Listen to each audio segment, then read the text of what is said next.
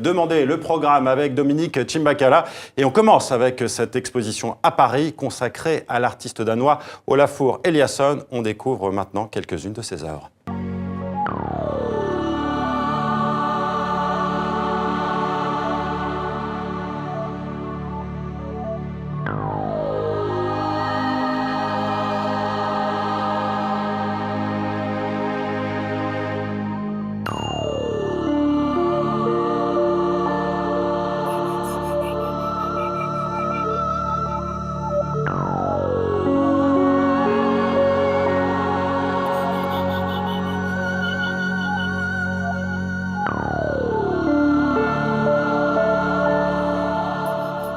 Bonjour Dominique. Bonjour Marion. Alors, Olafur Eliasson, artiste danois, donc, exposé en ce moment à la Fondation Louis Vuitton à Paris. Oui, c'est d'ailleurs une de ses œuvres qu'on vient de voir dans la vidéo qui vient de suivre. C'est un soleil, c'est ce soleil qui l'a rendu célèbre, qui était exposé à Londres en 2003. Alors, c'est un artiste qui travaille sur la lumière, sur les formes géométriques et évidemment sur les effets que cela produit sur notre perception du monde. C'est donc une exposition déstabilisante, une expérience en quelque sorte à laquelle Isabelle Bechler a bien voulu participer. Des colonnes habillées de verre jaune ou de miroirs pour un paysage qui s'aplanit ou se fragmente. C'est le mystère avec lequel aime jouer Olafur Eliasson. Voici dans son labyrinthe l'artiste danois de 47 ans dont le matériau préféré est la lumière.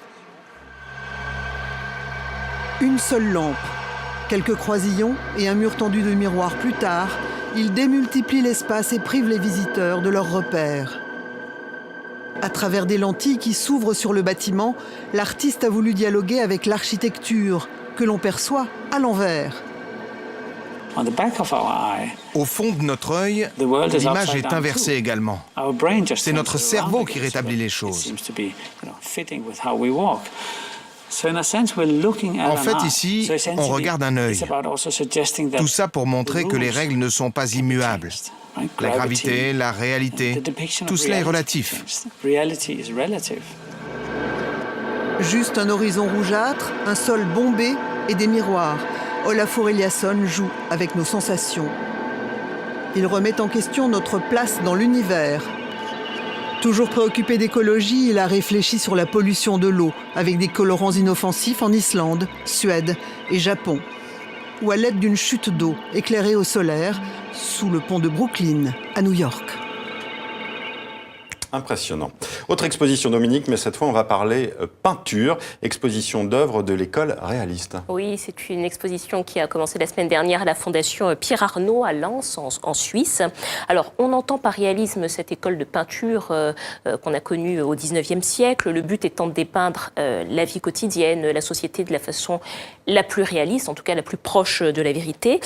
On trouve des peintres français, évidemment Gustave Courbet, Jean-Baptiste Corot, mais aussi beaucoup de peintres suisses. Et ils sont exposés en ce moment.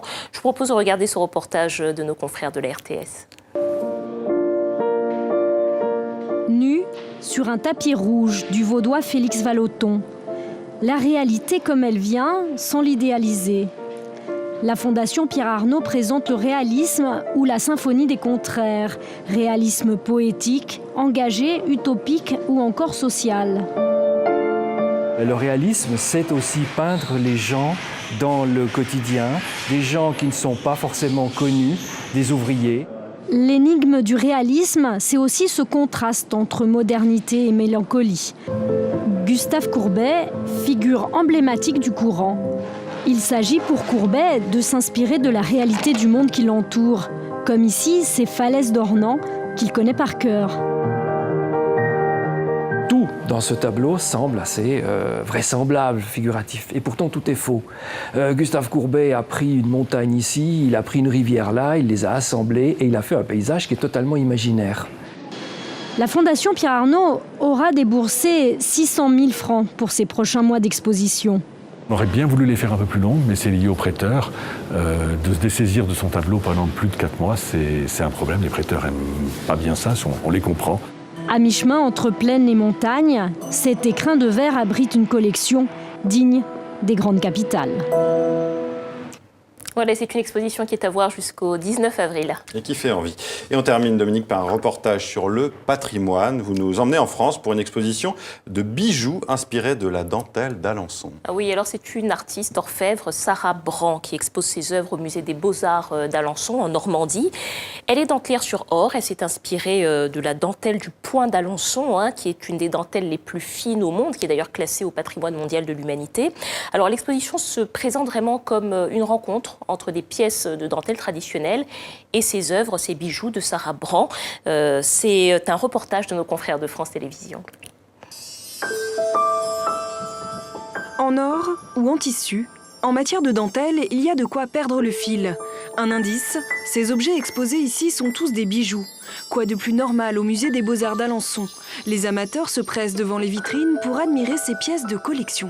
Ça me rappelle toutes les fêtes que nous avions au mois d'août en Bretagne, parce qu'on est quand même assez célèbre pour toutes nos fêtes, et donc tous les costumes que nous avions, et j'en ai porté quand j'étais enfant. Peut-être qu'un jour je pourrais en offrir à quelqu'un, qui sait. C'est tellement beau. Entre 2 000 et 60 000 euros, voilà le prix de ces trésors ciselés par Sarah Brand. La sculptrice, devenue créatrice de bijoux, a commencé par s'inspirer du travail des dentelières portugaises. Aujourd'hui, ses œuvres sont destinées aux grands noms de la haute couture. Ici, l'écrin d'une bouteille de parfum Guerlain, preuve que la dentelle a traversé les siècles pour arriver jusqu'à nous.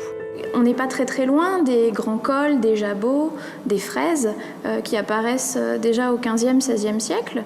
On est dans une traduction plus contemporaine, effectivement, plus épurée, mais on est surtout dans la même symbolique, objet précieux, objet de sublimation du corps, de l'être. C'est exactement ce qu'est la dentelle à l'origine, un bijou.